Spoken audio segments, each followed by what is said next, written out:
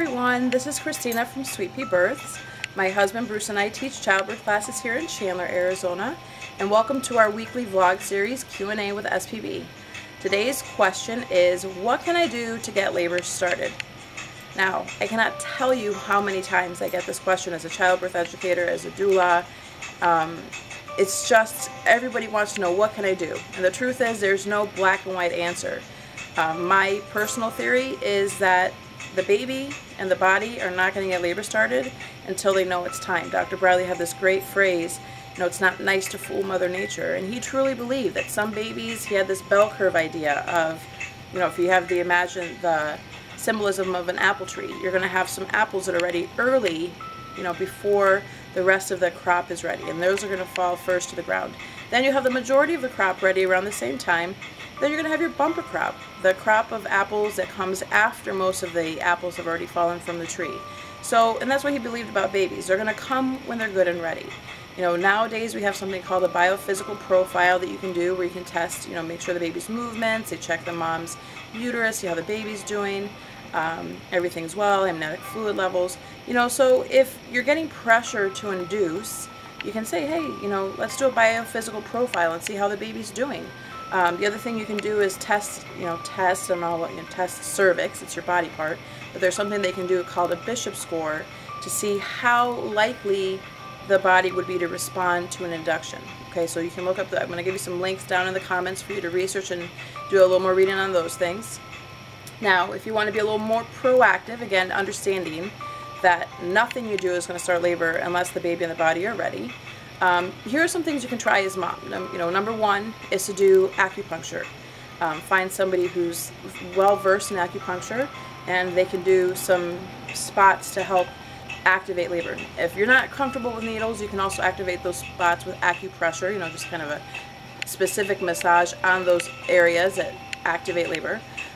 Number three is find a massage therapist who's really well versed in pregnancy massage. There's maybe releasing pressure in the pelvis or in the back, or they know what they're doing. I don't know how they do it. They're magicians. The ones that do it well, some women swear that's what they did to get labor started. Number four is to try a chiropractic adjustment. Chiropractors do this technique called Webster protocol.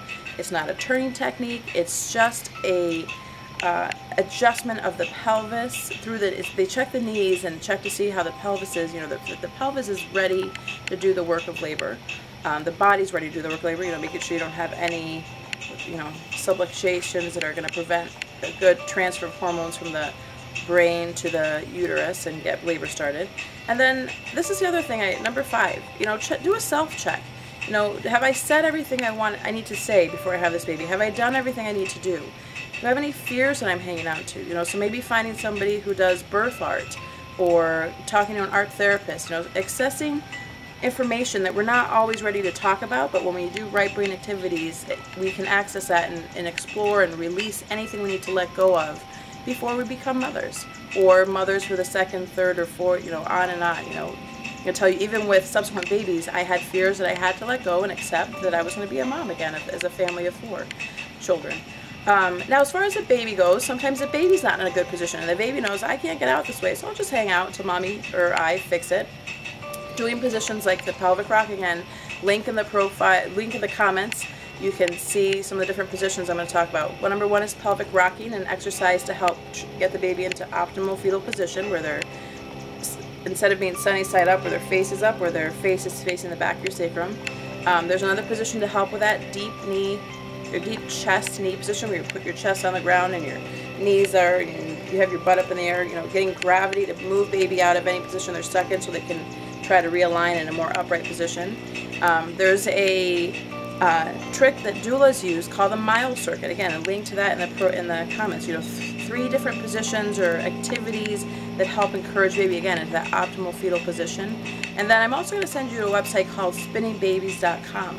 If you're trying to figure out where your baby is in your belly, it helps you to figure out, line up, where's my baby now? Where does my baby need to be? So lots of care providers and doulas love that website, spinningbabies.com, because it empowers a mom to figure out for themselves where their baby is, okay? So there's no black and white answer. Hopefully I gave you some ideas you can try. if you feel like you have to have your baby for any reason. But if you can be patient, just wait. Like I said, Dr. Bradley knew what he was doing. Don't fool Mother Nature. We'll talk to you soon.